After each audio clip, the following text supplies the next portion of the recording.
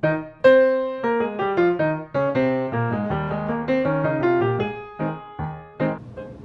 second ever Academy Award Best Picture nominees. The second ever Oscars ceremony was on April 3rd, 1930. The ceremony was hosted by William DeMille in the popular Coconut Grove at the Ambassador Hotel in Los Angeles, and this was the first one broadcast on radio. I'm not sure, I may have said that for the last one, but if so, I was mistaken. Sorry about that. Unlike the previous awards, one award was given for Outstanding Picture instead of there being two Best Picture categories. Also, unlike the previous awards, winners were not announced in advance. The categories were reduced down to 7 from 12, and this is the only time in history that there were no official nominees. AMPAS, I will put the correct acronym up on the screen, created a list of nominees who were recommended by judges after the judges did extensive research, or at least said they did. Oh, also one more first, and so far only. Jean Eagles became the only actress to date to be posthumously nominated for Best Actress for her role in The Letter. And this is also the only year to date where not a single film won more than one award. And now, the nominees. Starting with The Patriot. Directed by Ernst Lubitsch. Starring Emil Jannings. Unfortunately, this is the only film I cannot report on how it was or anything like that because it is apparently the only Oscar nominee ever to become a lost film. Only fragments have ever been saved, and the sole thing I could find was the preview, which is available here on YouTube. I will, of course, put the link in the description. And it's a damn shame because the ad touts the film as being the greatest ever, which is a big boast, and also if it was so dang great, why wasn't more effort made to preserve it? The story appears to be set around the early 1800s, if clothes are anything to go by, with Jannings as a man of some high level who is confronting betrayal, machinations, lust, and madness. Note, I just checked Wikipedia, and Jannings is the Tsar of Russia who, quote, rules through fear, paranoia, and cruelty. So, hey, the preview did a good job of explaining the plot. Good on you, preview. This is a big ol' epic, the sort of thing that Oscars of the future have lapped up like high chews? Maybe I've just got a taste for high chews right now. It doesn't seem to be a soundy, though. Maybe more one of those early efforts that was filmed before everyone was equipped and ready for audio, or even believed audio was going to be as big a deal as it was. It does boast sound effects such as Jannings' mighty roar, and also an epic soundtrack. Other nominations for this film include Best Art Direction, Best Director, and Best Actor for Louis Stone. And also, France made a remake of this in 1938. The next nominee was In Old Arizona, directed by Raoul Walsh and also Irving Cummings. It stars Warner Baxter, Edmund Lowe, and Dorothy Burgess. This was the first talkie western, and also the first talkie filmed outdoors, being filmed both in California and Utah. Also, quick aside, bit of cine trivia. I've seen photos of Raoul Walsh, the director. He is a dude with an eye patch. But I did not know the story behind how that happened. Apparently, he was also a film actor, and this movie was supposed to be a big tentpole big deal for him, as in addition to directing, he was also going to star. However, he was out driving one day prior to filming when a jackrabbit jumped through his windshield. There went his eye, and he never acted again. But dang, if he didn't have a story to eventually probably bore the grandkids to tears with. Now that story is way more interesting than the film. Baxter stars as the Cisco Kid, a bandit who Lowe's lawman determines to bring to justice. However, Baxter's frequently unfaithful girlfriend Burgess complicates matters by starting an affair with Lowe. Baxter finds out and tricks Lowe into shooting Burgess instead of himself, and he then escapes into the night. This is a very basic story which took far too long to tell. The movie is almost 2 hours long, and there isn't much more complexity than what I just went into. It has the issues of many early talkies. The sound isn't great, so it's hard to hear the dialogue, and the dialogue isn't really worth turning it up for. The performances are over the top even for the time, particularly Burgess's pseudo-accent being a crime against both humankind and nature.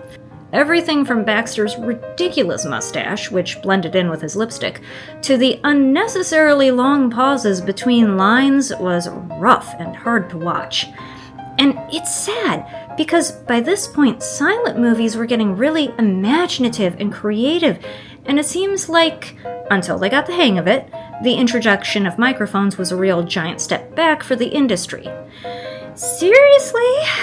I wouldn't bother checking this one out, and that takes a lot for me to say. I actually dozed off slightly once or twice, but I didn't seem to miss anything. If you do want to watch it, look on Internet Archive or find it here on YouTube. I did not initially know it was available on either, so I watched on the Classic Movie Vault TV app, which is so basic there's not even a search function, so you pretty much have to watch it all the way through in one sitting. But again, I do not recommend it on any platform. There are just better ways to spend your time. Next nominee, The Hollywood Review of 1929. Directed by Charles Reisner. Stars, deep breath, Jack Benny, Conrad Nagel, Joan Crawford, Laurel and Hardy, Buster Keaton, Marie Dressler, John Gilbert, Norma Shearer, Marion Davies, and William Haynes, with a cameo of sorts by Lionel Barrymore. And those are just the stars which I'm familiar with. A film fan I may be, but I'm not too knowledgeable on this era. This has no plot. It is what it says it is.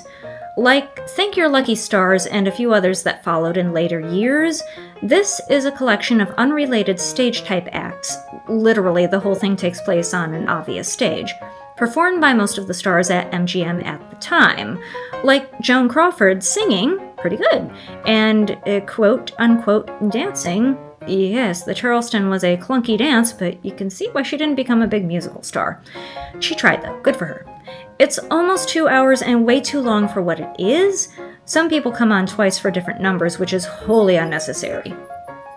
It's badly edited, and very much of its time, if nothing else, the opening number uses blackface. Now, to the interesting, some even if not quite good, then mildly entertaining parts. There aren't many. A young Jack Benny is at the beginning of his popularity and hasn't begun fleshing out his later radio character yet, so that was very interesting to see as a fan. There are a few bits of camera trickery, and those are neat, although there isn't much of it, and most is filmed straight on, similar to very early television. Laurel and Hardy are always a decent bet if you like their shtick. It's the high point of a lot of the comedy, although I did like some of the bits toward the end. There was a song which was way too extended, that first they did with 3 men singing, and I don't remember who. Then Dressler, Polly Moran, and Bessie Love did a ladies' version, and that was quite cute. And then there's an act by Shearer and Gilbert, which is Romeo and Juliet's balcony scene done for the modern audience of the time. And that was actually funny. A side point of interest to total film dance nerds, feel free to skip to the next thing if this isn't for you. There are a couple parts of this movie used in the 1985 MGM Ode to Itself, the documentary That's Dancing. One of those clips is a chorus line of ballerinas on point, and that comes from this movie. However, in the documentary, the music used is different and the clip has been colorized. I'm wondering if anyone knows of any explanation for that.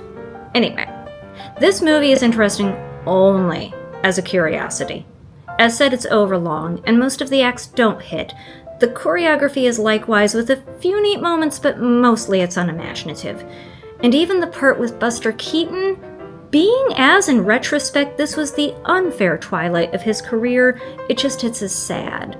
This movie really isn't worth the time, and it's hard to see how it ever got nominated. I watched this on Canopy, but it has also been uploaded to YouTube. The penultimate offering, Alibi, directed by Roland West, stars Chester Morris and Mae Bush. Interesting. This is yet another that very obviously suffers from the issue of being an early soundie. It's poorly paced with long pauses where there needn't be any. A character's death scene takes so long that today it would be considered a parody.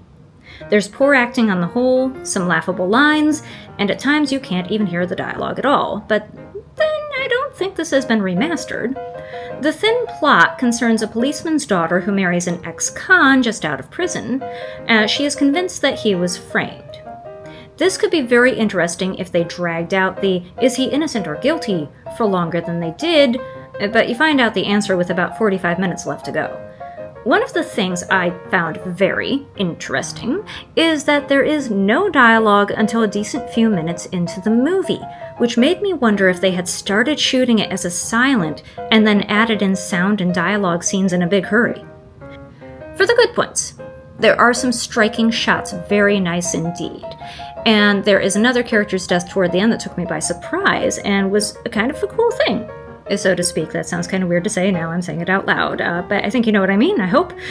Leading man Chester Morris is not great, but he does have some neat facial expressions that get the viewer's attention, and it shows why he stuck around for a while in mostly B movies, and he starred as Boston Blackie for that detective series. So there is the occasional part that made me go, oh, that was neat, but not nearly enough parts, unfortunately. This was just way too long for what it was. This one has also been uploaded to YouTube if you want to check it out. And lastly, the winner, as a drum roll, in case you didn't, I probably did that very badly. The Broadway Melody, the first in what turned into more or less a series.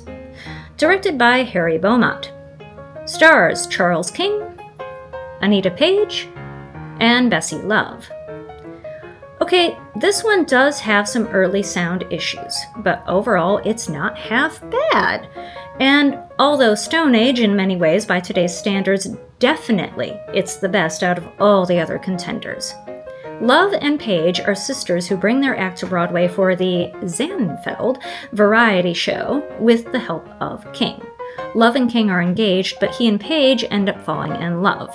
It's another basic story, but Love particularly makes it watchable. After seeing her in this and Hollywood Review, I have a new platonic gal crush. She is that endearing. Out of everything, I'd say the dance routines are the hardest to take. Nowadays, they come off as amateur hour. You do have to keep in mind that at this point, many folks did not get to see entertainment like this at all unless it was in the movies, or if they were lucky enough to get a vaudeville act, so maybe they were probably less inclined to be picky. This is, of course, the introduction of the song Broadway Melody, which they sing about 10,000 times, and also You Were Meant for Me, both of which featured heavily in the tribute movie Singin' in the Rain, which song does not show up in this movie, but did close out Hollywood Review. Another, I am overusing the word interesting, but my gosh, okay. This being a pre-code movie, there are a couple of points that make you raise an eyebrow and go, oh my, particularly the fact that there is Disney's first gay character. Oh, I'm sorry. There is a definitely gay character in this movie before they started, what's the word, gay washing, I guess, lavender washing or whatever, and giving those characters wives or husbands or whatever. But this one, there's no mistaking it. And that was pretty cool. I liked seeing that. Also, when they show the programs for the show within the movie, they show that the music and lyrics are by the people who did the music and lyrics for the movie. So credit where credit is due, right within the film. Thought that was a neat touch. Okay, so I enjoyed this one for what it was, and was able to enjoy it through decent pacing and endearing, if not particularly layered performances, so this is really the only one I recommend. It is easy to find online. I watched it on Roku, but someone uploaded this one as well to YouTube. And there you have it. That was the second annual ever Oscars. The Best Picture nominees, all 5 of them: The Patriotic Alibi of the Broadway Melody in Old Arizona, and Hollywood Review. Yeah, that worked. I hope you enjoyed this little bit of history. Please do let me know in the comments if you've seen any of these, or what bits of information you found interesting, or if there's anything you know about it that I have not mentioned. Let's start a whole discussion. How exciting. Or maybe that's just me. I'm hoping not. In any case, I will see you all next week, and until then, you go ahead and, what do I normally say? Still working on that sign off. Well, see you next week. We'll just leave it at that. Bye now.